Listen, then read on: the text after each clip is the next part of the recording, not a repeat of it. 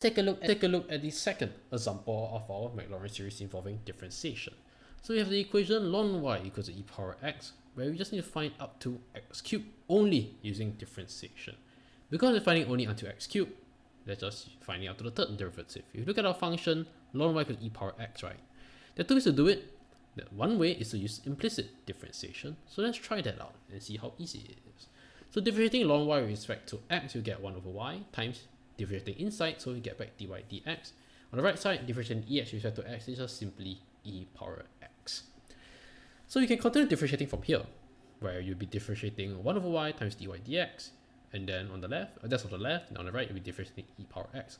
A simpler way would be, I just multiply y on both sides to give me dy dx equals to y power times e power x. This is simple because when I differentiate again to find my second derivative, it will simply be the product rule, where I have dy dx e power x plus y times e power x.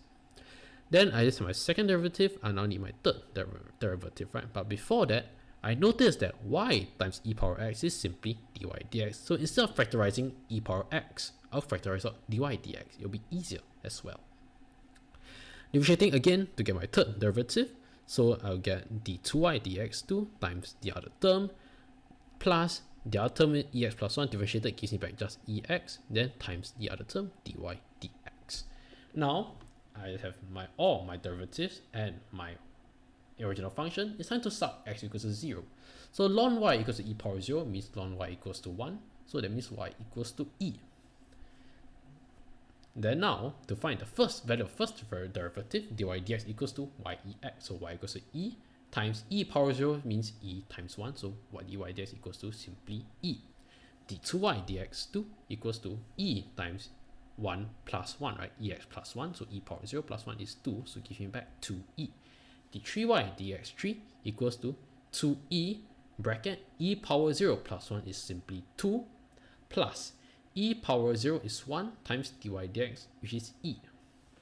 So basically substituting whatever values you have previously and then solving upwards. d3y dx cubed give you back 5e.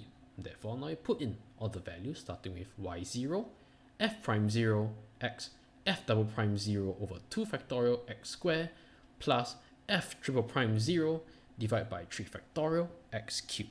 So we get e plus ex plus 2e over 2 factorial x squared plus 5e over 3 factorial x cubed plus ellipsis because you use the equal sign.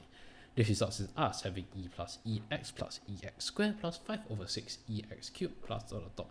You can then use the approximate sign if you wish to.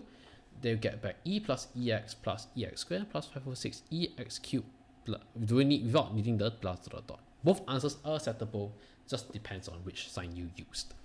So there's another way of doing it, right? Which is to let y as a function by itself. So instead of having ln y equals to e power x, we express y in terms of x fully. So we apply e on both sides to give us y equals to e power ex.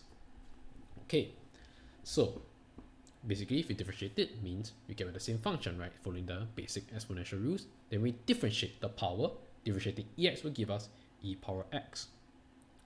Therefore, you get back e power x times e power x equals to e power x plus x, alright? Not 1, okay? Made a mistake there, I'll rectify it later.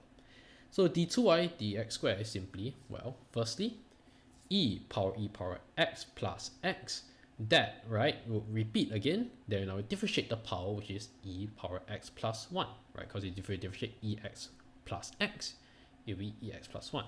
You then get e power ex plus 2x plus e power ex plus x, right, which is basically dy dx. So bringing back dy dx again, okay?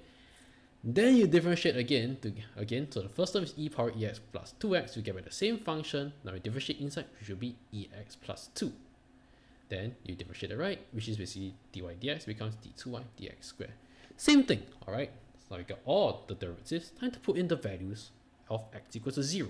So y equals to e power 1, so y equals to e.